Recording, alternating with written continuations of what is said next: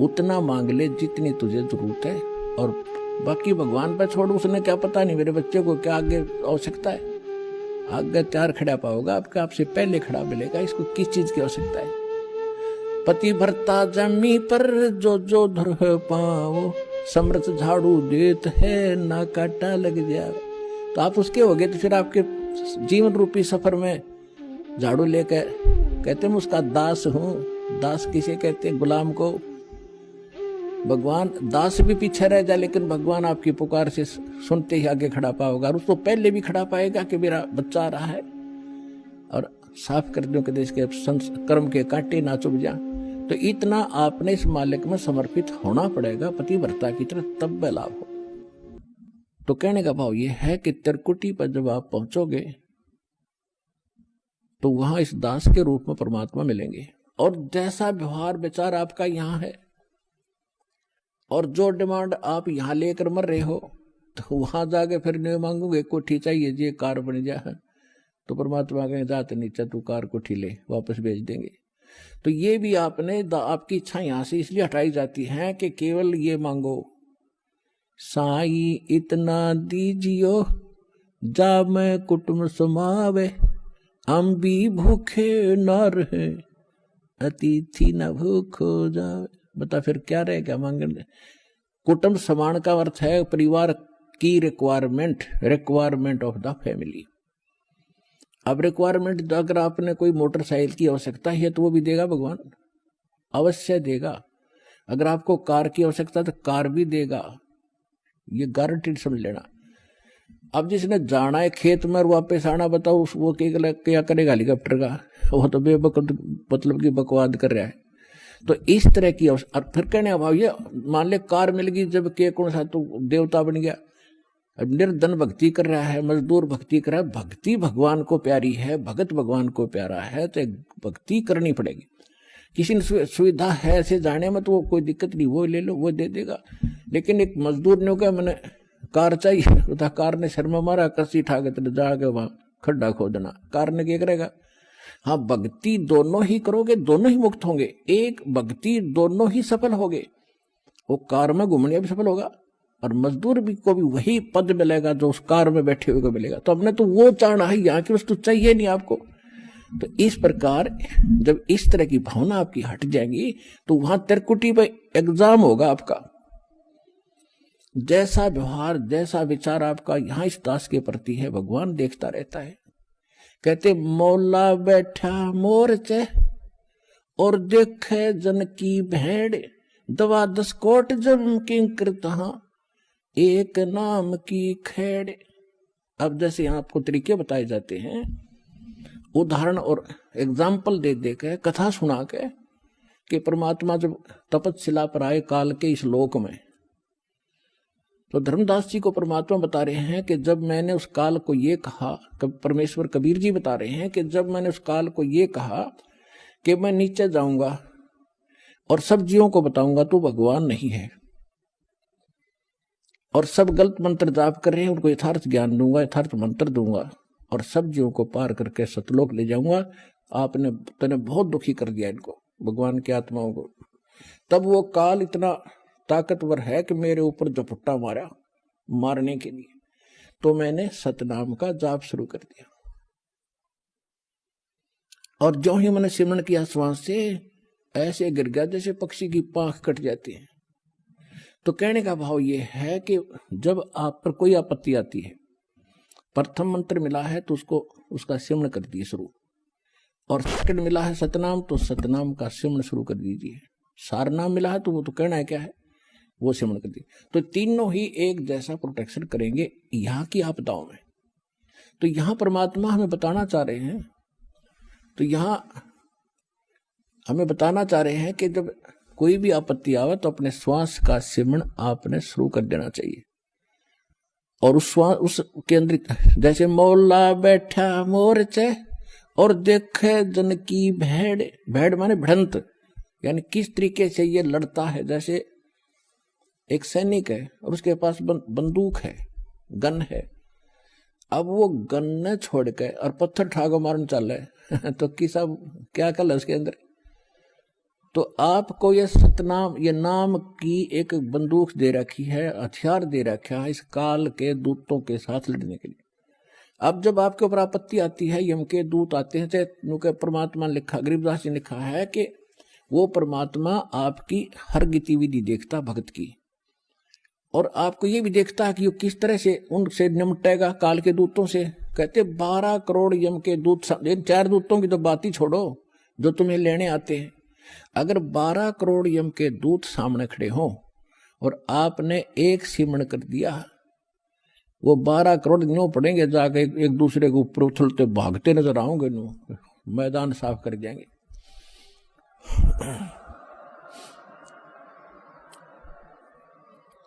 अब कहते हैं मोला बैठा मोर्चे, मोला माने वो परमात्मा अपने स्थान पर देखा, और आप बैठे, मोला बैठा मोर्चे देखे दन की भेड़। जो मोर्चे में भक्त बैठा है, यानी मोर्चा है हमारा हर काल का ही, उसके साथ हम लड़ रहे हैं, संघर्ष कर रहे हैं, भक्ति कर रहे हैं, सिमरण कर रहे हैं। और कहते हैं उस जैसे आपत्ति आती है उस समय अपना सिमरण शुरू करो दाता का, सब बातें भूल के, और वहां नो का हरी मां मर गया बचाइए तो कहेगा भगत है वो। तो परमात्मा ये देखता है कि वहां आप कैसे, कौन सा फार्मूला अपनाओगे, तो वो तरीके आपको यहां बताए जाते हैं। तो वहां एग्जाम होगा त्रिकुटी बजा का आपका। तो यहां परमात्मा कहते मौला बैठा मोर्चा देखे दिन की भेड़, आपकी लड़ाई देखता है, बढ़त देखता है, यो कैसे मुकाबला करता है।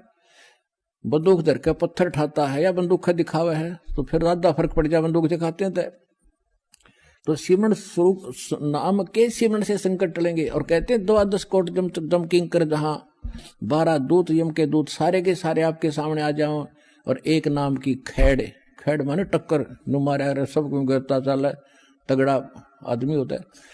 तो ऐसे वो मंत्र की इतनी जबरदस्त शक्ति है, क्योंकि ये ज्ञान जो बोला गया था सिंपल और अनएजुकेटेड व्यक्ति थे, उनको सिंपल लैंग्वेज में समझाना था। तो वो परमात्मा आपकी बढ़ंत यानी आपकी एक्सरसाइज देखता है कैसे कर रहा है। तो वो जैसे इस दास के साथ आप व्यवहार, जैसे आप यहाँ तो डिमांड करते हो, तो धीरे धीरे देखो प्रथम बार को भक्त आता है उसको तो कंपलसरी है, वो तो मांगेगा, और ये भगवान देगा ही देगा, इसके घर में कोई घाटा है कोई नहीं। ज्ञान इसलिए दिया जाता है कि तू क्या मांग रहा है उतना मांग ले जितनी तुझे जरूरत है, और बाकी भगवान पर छोड़, उसने क्या पता नहीं मेरे बच्चे को क्या आगे आवश्यकता है। आगे तैयार खड़ा पाओगा आपका, आपसे पहले खड़ा मिलेगा, इसको किस चीज की आवश्यकता है।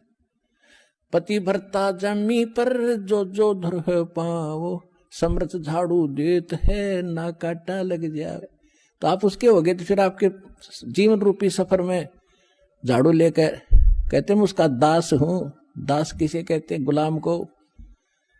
भगवान दास भी पीछे रह जाए, लेकिन भगवान आपकी पुकार से सुनते ही आगे खड़ा पाओगा, और उसको पहले भी खड़ा पाएगा कि मेरा बच्चा आ रहा है, और साफ कर दो कि देश के कर्म के कांटे ना चुभ जा।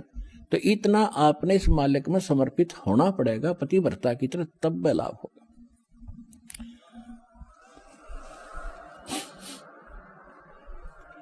जब आप त्रिकुटी पर पहुंचोगे, अब जैसा भाव आपका यहां है, जैसे सोपन में भी फिर ऐसा ही करते हैं, जैसा आप अपने जागृत जीवन में कर रहे हो दिन में, ऐसा ही आपका फिर स्वप्न होगा। ये स्वप्न दिन में कोई केले बेचे रेडी लगा के बाजार में, वो करता ले 10 के 20, 10 के 20, 10 के 20, 8 के 20, 8 के 20, ऐसा नहीं मिलेगा। तो सपने में फिर वो नहीं बोलेगा ले 10 के 20, 10 के 20। तो अब जैसा रिहर्सल आप यहाँ कर रहे हो, जब आपकी मृत्यु होगी आपको स्वप्न होगा, और उस स्वप्न में आप जो यहाँ कर रहे हो वही वहां बोलोगे जाके भगवान के दरबार में, भगवान के सामने। तो इसलिए पहले देखो, ये तो मालिक है, आपको टाइम देगा पूरा, आपकी उम्र बढ़ाओगा जब भक्ति नीत रखोगे तो, और तब तक आपकी यहाँ की संसारिक सुविधा भी सारी सेट कर देगा, क्योंकि उसको मालूम है ये जीव है, और कितना ज्ञान सुना ले जब तक, अब सीधी सी बात है, जब तक पैर में काटा है, इतना कितनी सलाह दे ले जूता पहन ले, जूता पहन ले, कतई नहीं पहन सकता, वो तो काटा काट निकालना ही पड़ेगा जब जूता पुराना है। तो ये दास आपसे भक्ति करावेगा, तो आपके ये कर्म के काटे ये दुख जरूर दूर करेगा, ये गारंटी समझे।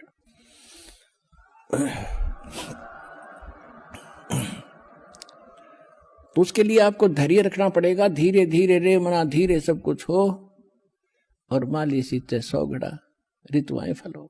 फिर गुरु मानुष कर जानते, गुरु बिन माल, गुरु मानुष कर जानते ते नर कहीं है अंध, ओहे दुखी संसार में फिर आगे काल के फंद।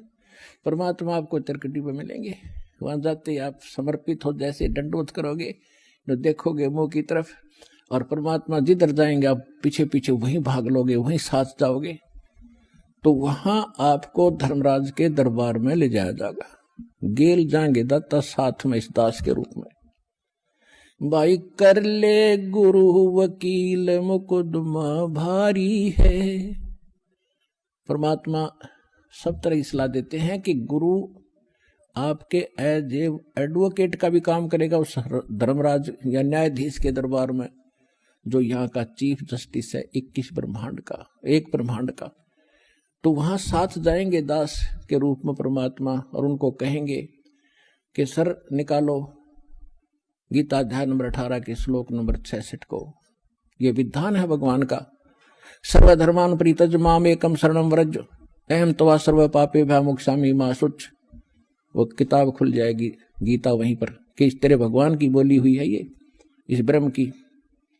और देखो ये क्या कहता है कि मेरे सतर के सब पूजा मुझे दे दो और फिर तुम जाओ, अब जी छोड़ो इसको। ये ओम नाम का जाप जो सतनाम में जो सेकंड मंत्र जो आपको दिया जाता है, उसमें प्रथम जो मंत्र है सतनाम 2 अक्षर का है, जो पहला अक्षर का मंत्र है ये ब्रह्म का है ओम। इसकी कमाई वहां दे देंगे, फिर वो ऑटोमेटिकली छोड़ देंगे, आ जाओ जी आप फिर। और फिर जो दूसरा मंत्र है सतनाम का दूसरा अक्षर है, उसकी कमाई फिर अक्षर पुरुष के लोक में देंगे जाके, वहां भी आपके साथ रहेगा परमात्मा इस दास के रूप में। और जब फिर 11वां द्वार पार किया, फिर 12वें द्वार को पार करके तब सतलोक में जाया जाएगा।